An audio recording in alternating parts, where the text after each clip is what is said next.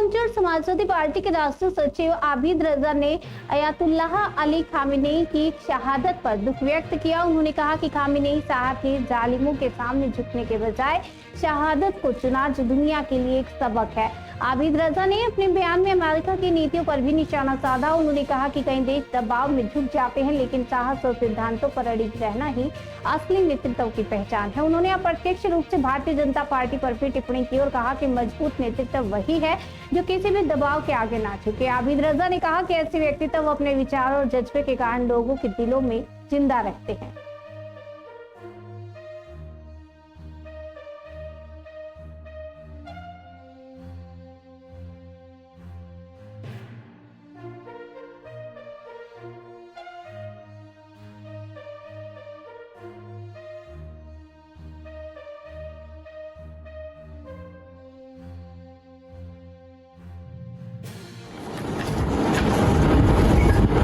आज का दिन एक तारीखी दिन है।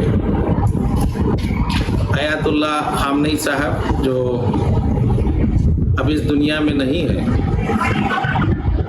हम समेत पूरी दुनिया के वो लोग जो जुल्म और जालिम के खिलाफ सताए हुए हैं, उनको बहुत अफसोस हुआ है।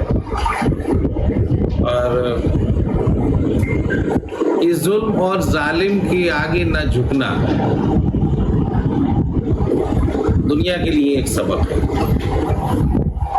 एक 86 साल के बुजुर्ग ने वो हिम्मत जुटाई जो अमेरिका के खिलाफ और ट्रंप के खिलाफ दुनिया का कोई मुल्क नहीं दिखा पाया। आज दुनिया में ताकत की बुनियाद पे अमेरिका और ट्रंप जिसे चाहता है दबाता है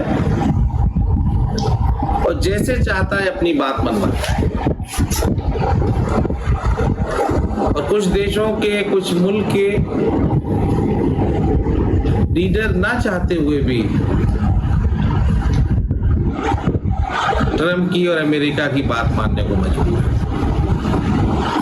लेकिन ऐसे दौर में एक 86 साल के बुजुर्ग ने ये हिम्मत जुटाई अमेरिका और ट्रंप के खिलाफ, जो ना दबा ना झुका। और जाहिर सी बात है कि जब उन्होंने लड़ाई कोई लड़ी होगी तो उनके जहन में होगा कि इनाम के तौर पे शायद मौत ही आएगी।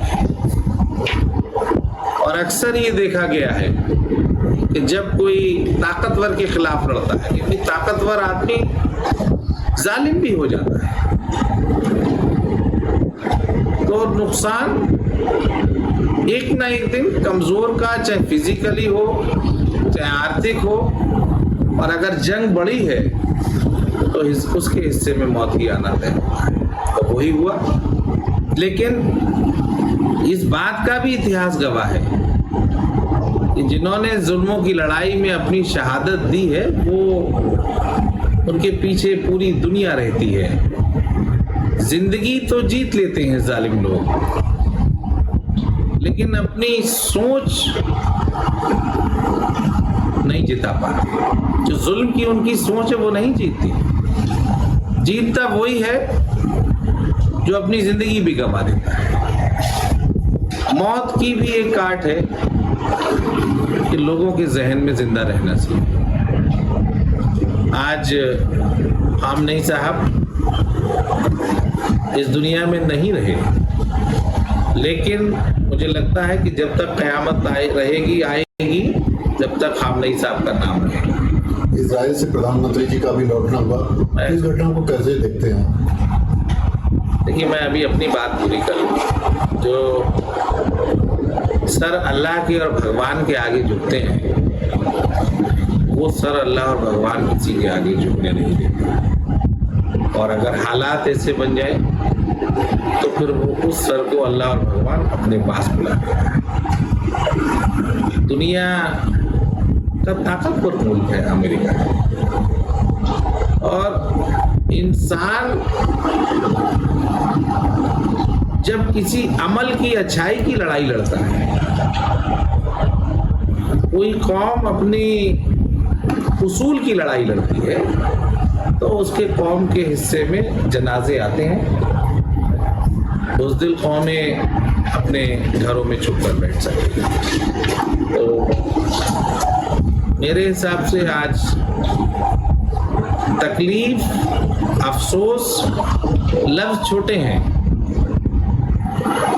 जिस तरह से लोग शहीद होते हैं अपने मुल्कों के लिए, वो ईरान के एक बड़े लीडर रहे, 40 साल उन्होंने अपनी हुकूमत की, और दुनिया में पूरी दुनिया के लोग अगर संघर्ष के रूप में उन्होंने अपनी एक पहचान बनाई, मैं उनके जज्बे को सलूट करता हूँ। मेरी एक बात और कहना होती है कि इंसान के अंदर दो चीज़ें होती हैं, एक जिस्म और एक रूह या आत्मा।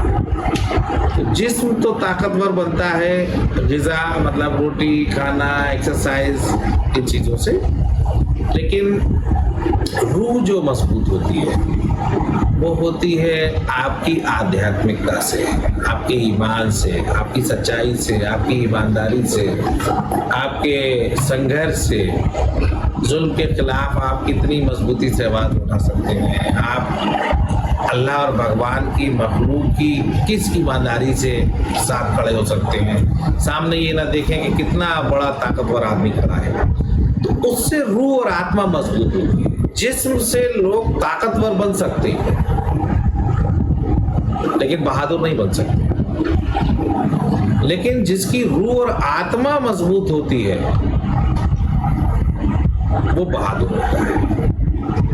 तो यही मिसाल है कि लोग उम्मीदें करते हैं कि नौजवान बहुत बड़ा काम करेगा, अच्छी बातें करते भी हैं, लेकिन एक 86 साल के उम्र के शख्स ने ट्रंप से मुकाबला किया, अमेरिका से मुकाबला किया, जिंदगी भी अच्छी जी और मौत के बाद भी ऐसी जिंदगी की हजारों साल, हजारों मील दूर आबिद रज़ा उनके लिए तकरीब अपनी बात कह रहा है, उनके अच्छाई में कह रहा है। तो ये उनकी कामयाबी नहीं तो क्या है? दुनिया के सारे लोग जो सेकुलर लोग हैं, जो जालिमों से सताए हुए हैं, वो अफसोस हुआ है, वो तकलीफ हुई।